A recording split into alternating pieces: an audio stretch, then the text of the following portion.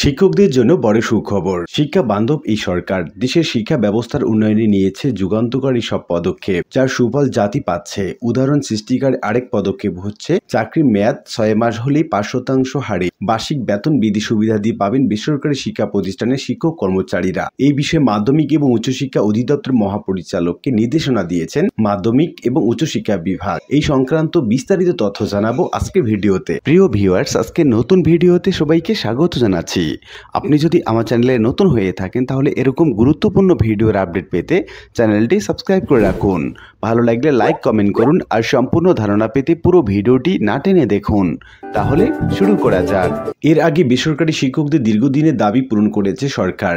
আগামী বৈশাখ থেকে বৈশাখী ভাতা সহ বেসরকারি শিক্ষক কর্মচারীরা তাদের মূল বেতনের 5% ইনক্রিমেন্ট পাবেন। এমপিভুক্ত শিক্ষক কর্মচারীদের দীর্ঘদিনের দাবি মেনে নিয়ে তাদের জন্য এই ঘোষণা দিয়েছেন প্রধানমন্ত্রী শেখ হাসিনা। বেসরকারি শিক্ষা প্রতিষ্ঠানের শিক্ষকদের জন্য নিঃসন্দেহে এটি একটি বড় সুখবর। অর্থ মন্ত্রণালয় জারি করা জাতীয় বেতন স্কেল 2015 এর অনুচ্ছেদ 11 অনুযায়ী সরকারি কর্মচারীদের মতো বেসরকারি শিক্ষা প্রতিষ্ঠানে যেসব এমপিভুক্ত শিক্ষক কর্মচারী চাকরির মেয়াদ 30 জুন ন্যূনতম 6 মাস পূর্ণ হয়েছে, তারা অন্য শর্ত পূরণ সাপেক্ষে 1 জুলাই থেকে মূল বেতনে 5% হারে বার্ষিক বেতন বৃদ্ধি সুবিধাদি প্রাপ্য হবেন। গত বুধবার মন্ত্রণালয় মাধ্যমিক এবং উচ্চশিক্ষা বিভাগের বেসরকারি মাধ্যমিক শাখা 3 থেকে এই সংক্রান্ত চিঠি পাঠানো হয়েছে। এমপিভুক্ত শিক্ষক কর্মচারীদের 5% বার্ষিক বেতন বৃদ্ধি বা বার্ষিক ইনক্রিমেন্ট এবং 20% বৈশাখী ভাতা কার্যকর করার বিষয়ে গত 11 নভেম্বর প্রজ্ঞাপন জারি করেছে শিক্ষা মন্ত্রণালয়। গত 1 জুলাই থেকে এমপিভুক্ত প্রায় 28,000 শিক্ষা প্রতিষ্ঠানে প্রায় 5 লাখ শিক্ষক কর্মচারী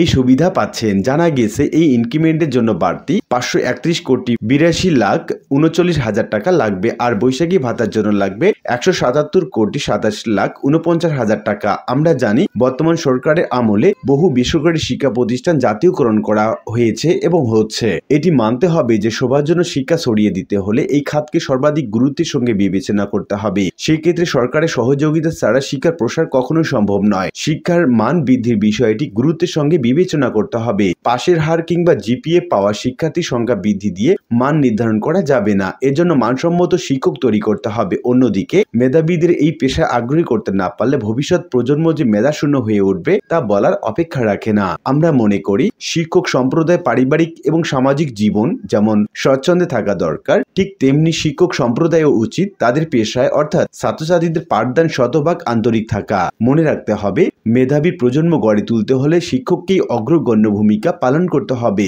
বাস্তবে সেটাই আমরা উল্লিখিত আলোচনা থেকে আমরা এটুকু বলতে পারি যে বর্তমান সরকার শিক্ষকদের জন্য বিভিন্ন সুযোগ সুবিধা বৃদ্ধি করে যাচ্ছে এবং সামনে জাতীয়করণ সহ নানা পদক্ষেপ নিয়েছে বলে জানিয়েছে মাধ্যমিক এবং উচ্চশিক্ষা অধিদপ্তর। আশা করি বিষয়টি বুঝতে পেরেছেন। আর আজকের ভিডিওটি এ পর্যন্তই। আশা করি ভিডিওটি আপনাদের ভালো লেগেছে। ভিডিওটি ভালো লাগলে লাইক কমেন্ট করতে ভুলবেন না। দেখা হবে অন্য কোনো ভিডিওতে। সে পর্যন্ত সবাই ভালো থাকবেন। ধন্যবাদ।